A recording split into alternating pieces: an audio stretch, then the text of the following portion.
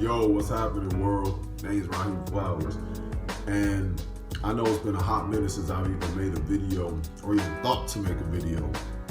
I've been sick, and honestly, my mind was in a really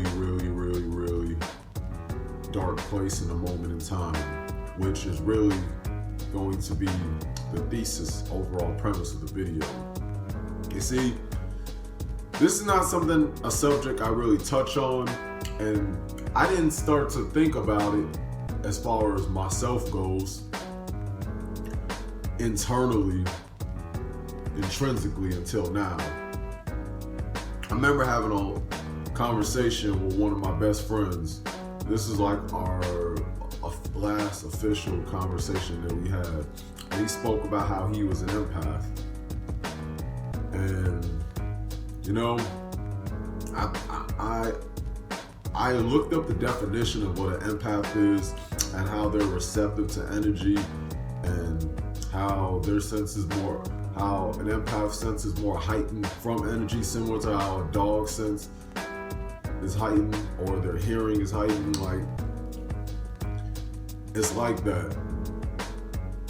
One of my five senses. Like when I feel people's aura, whether it's something that is vibrant and positive, or there is something that is negative, malignant, or malevolent, or what is considered dark, like those things start to affect me almost instantly. And I know when somebody's feeling bad, and I know it's like I can read people really well. And I can just do that naturally. You don't have to tell me a single thing that's going on with you. Like, I don't even have to look at your face and see your facial expressions to know what's going on. And a lot of times, I've noticed that within people in my interpersonal life as well. And on a related note, I have been reading books. Well, I haven't been reading lately, but in recent times, I've been reading on lucid dreaming, and I got a book from this, I guess he's more or less of a guru named Osho, a book that was purchased for my birthday. Shout out to my lady. And I also got to thinking about my childhood as well, and how I'm convinced that I do have a Jinn spirit imbued in my body. And it's kind of funny that I say that because I'm the son of a Muslim too. And in Islam, and as well as the Pre-Islamic era of Pre-Islamic era civilization and era, that is something that those are stories and what is called myths being told often. And it's funny that in many films and media, the Jinn spirits, the genies, are often portrayed as melanated men or so-called black men. Whether you think about Kazam with Shaquille O'Neal, NBA player, whether you think about that movie that they got rid of or you can't even really find with Sinbad, or you think about Mr. Popo from Dragon Ball,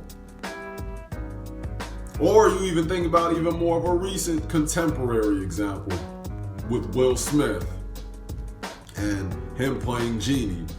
And then you got an old cartoon series known as Shazam. And I would look up images on Pinterest and just Google images, and a lot of times they had those negroid features and structures and whatnot. But I don't want to digress from that. The point of me bringing up the whole Jinn spirit is sometimes I think that it often takes over, and I act differently. Like, I only could have vague memories of what goes on personally, and I think it does affect my relationships with my loved ones or anybody that I've established anything with.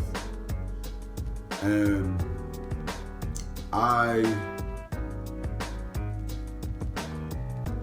sometimes I just don't know how to cope with my problems, and I end up saying fuck a lot of things.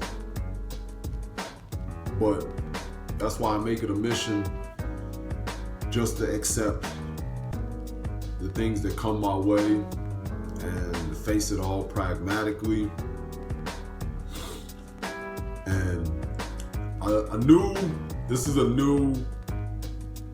something that I live by now.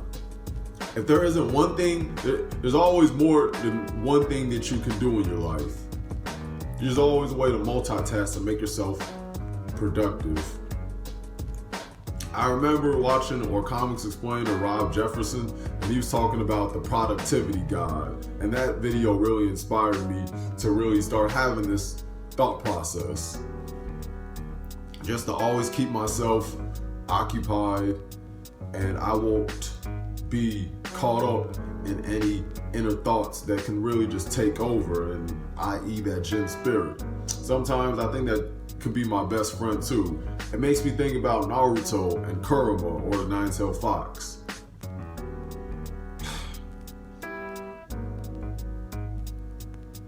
You know, I think that inner being within me is also my best friend and my greatest opponent at the same time. I don't want to say enemy, but opponent. Because it makes me look at myself whenever I get a certain way, whenever I feel controversial or confrontational rather, or if I've said anything to hurt anybody at that moment in time. And I mean, there are times when I simply don't care, or not that I don't care, but I don't stress on it. But there are times when it's like I almost look to see how this is gonna transpire. I don't know, man. It's just something that it's just something that I've been dealing with pretty much as long as I've known myself. And the irony is, I generally and typically hate confrontation when I have my mind that's clear. So I just wanted to share that with y'all. And I know I haven't really been proactive with content in general. You know, I've been dealing with an abrupt, unfortunate computer reboot, and now I gotta make sure that I don't have any infected viruses, and I can just quarantine it all, just like I plan on quarantining any issues and shadowboxing it all in my life, you know? But yeah, I'm gonna leave it at that. Peace out.